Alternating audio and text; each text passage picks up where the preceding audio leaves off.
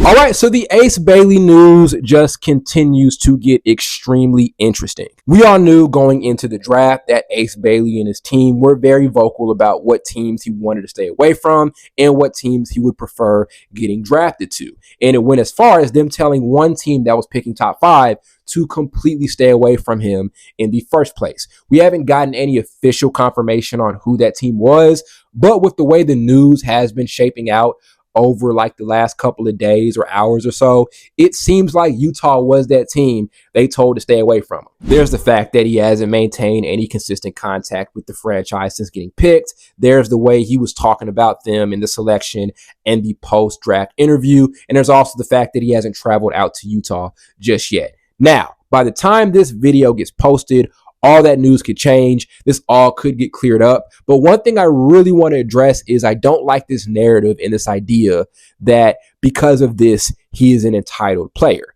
And I don't like this large narrative that this is an entitled generation of basketball players. Because guess what?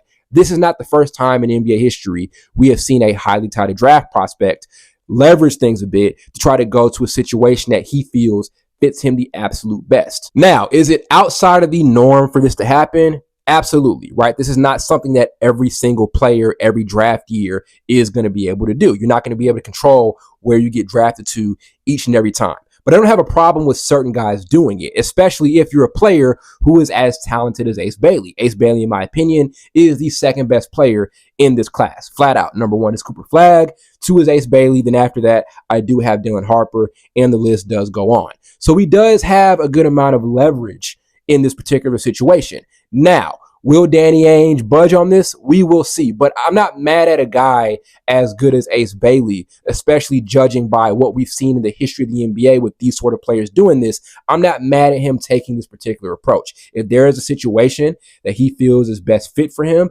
I'm not mad at he and his team for looking to move around that at all. Again, there are a number of players who have done that and actually have some pretty solid NBA careers, maybe as far as playing or what they've done post-playing in the front office. Good example of this is Steve Franchise. He was drafted number 2 overall out of Maryland over to the Vancouver Grizzlies, and he made it very clear publicly he did not want to go to that team. He wasn't messing with the location. There were some tax issues as well, and just was not a cultural fit. So what happened? There was a massive 11-player trade that happened that sent him over to Houston, and he had a pretty solid start to his career, winning Rookie of the Year in that same season and having a shorter NBA career, but still made multiple All-Star appearances and was one of the most notable explosive point guards of the 2000s. Who else did it? Well, there was a guy by the name of Kobe Bryant. May have heard of him. He did this back in his draft year. He and his team told the Charlotte Hornets that he would not play for them if he were to be selected. And he had an amazing workout for the Lakers,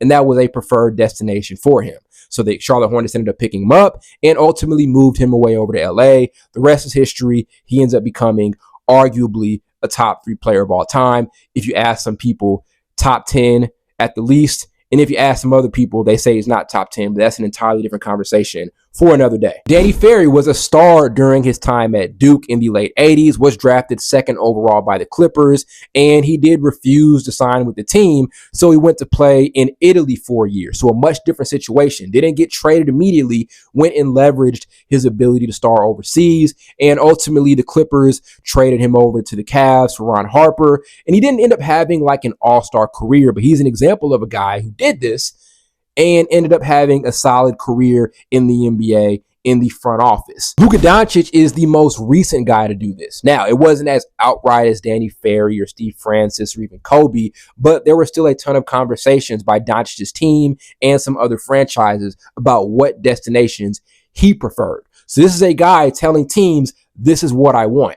So in a way, it's not the exact same as Ace Bailey, but there are a ton of situations. This is a player looking to leverage their skill set to try to get over to a location that works for them. And we all know the story. He gets drafted by the Mavericks, ends up being their best player since Dirk Nowitzki, and they trade him for no justifiable reason, in my own opinion. I don't think defense is a good enough reason to trade away a franchise guy, but that's a whole other conversation for another day. But Luka Doncic is still one of the best players right now in the NBA. So those are a few examples of players who are highly touted prospects looking to kind of leverage their position a bit in the draft. So again, I understand that it's different. I understand that you may feel like it looks like entitlement, but I don't think it's crazy to do if you as a player are confident in what situation works better for you. You have to be a highly touted prospect to do this, in my own opinion. And I think Ace Bailey is good enough to do something like this. But I don't like this idea that this is something that's exclusive for this generation and that's exclusive for this draft class, because this is something that's happened a few times in NBA history. And a good amount of times it happened in the 90s or the late 80s. And I also don't think this is a hit on Ace Bailey's professionalism at all. This is just somebody who fully understands where he wants to go. Simple as that. I don't think if he ends up going to a franchise that works a bit better for him, he's going to be difficult to work with. He just has an idea of what works better for him and wants to be in that particular situation. Again, not the only guy to do it. There are a lot of success stories with players who have done it. So why look at Ace Bailey in a negative light when it comes to this? So we'll see what ends up happening. I do hope he ends up finding a situation that works. And maybe that is here in Utah. Maybe nothing happens at all and Danny Ainge doesn't budge and he's here for his rookie season and he has a pretty good rookie year. Now, there could end up being issues down the road because we have seen a guy play for a year or two for a franchise he didn't really want to be in, and ultimately he ends up moving over to a situation that feels like works better for him. Kawhi did it in 2019. A championship couldn't even keep him in Toronto.